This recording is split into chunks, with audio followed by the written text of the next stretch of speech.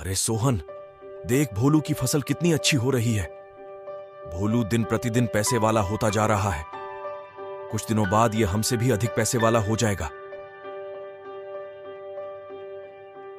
फिर गांव में कोई इज्जत नहीं करेगा। हाँ सेठ जी, ये सच है। क्यों ना आप भोलू की फसल में रसायन डालकर इसकी फसल नष्ट करवा दो। हाँ, यही सही रहेगा। सेंट भोलू की सारी फसल में रसायन डालकर फसल नष्ट करवा देता है। भोलू धीरे धीरे गरीब हो जाता है। उसके घर खाने के लिए कुछ नहीं रह जाता है। भोलू ने कुत्ता पाल रखा था जो अपने मालिक के प्रति बहुत वफादार था। आप पास के गांव से कुछ खाने के लिए ले आइए, हमें कुछ ना कुछ खाने के लिए मिल जाएगा। हाँ सीमा, मैं अभी जाता हूँ और अपने बच्चों के लिए कुछ अवश्य ले आऊंगा।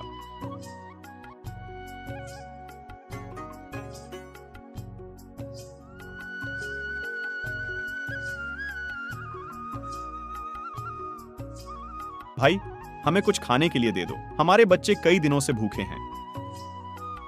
चल चल भाग, यहां से हमारे पास कुछ देने के लिए नहीं है, ना जाने कहां से आ जाते हैं।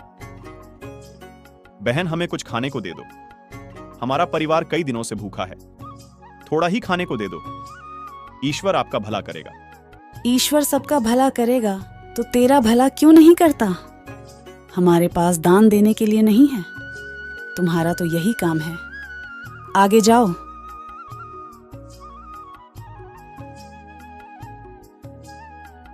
भोलू खाली हाथ ही लौट जाता है। रास्ते में एक पेड़ के नीचे आराम करने लगता है।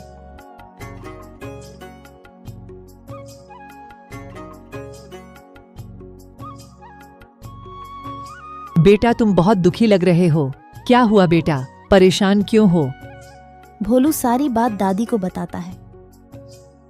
कोई बात नहीं बेटा, यह जादुई पीलू लो, इसे अपने घर ले जाओ। तुम जो भी इच्छा करोगे वह तुरंत पूरी हो जाएगी। दादी माँ, मेरे घर पहले से ही एक कुत्ता है, मैं इसका क्या करूंगा? मुझे यह नहीं चाहिए।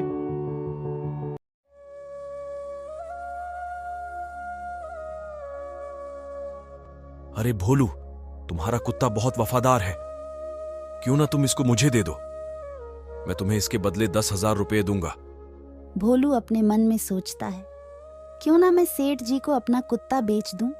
इससे मेरे बच्चों को कई दिनों तक भोजन मिल जाएगा। भोलू अपना कुत्ता 10,000 रुपए में रमेश को बेच देता है।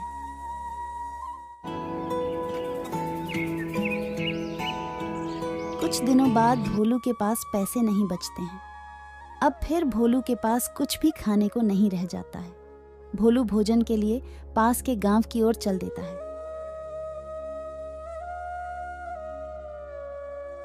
अरे बेटा, तुम वही हो जो उस दिन मिले थे? हाँ दादी, मैं वही हूँ। भोलू सारी बात दादी को बताता है। अरे बेटा, मैं तुम्हें उसी दिन यह पीलू दे रही थी। यह तुम्हारी गरीबी दूर कर देगा। जाओ पीलू, आज से तुम इनकी सारी बात मानना।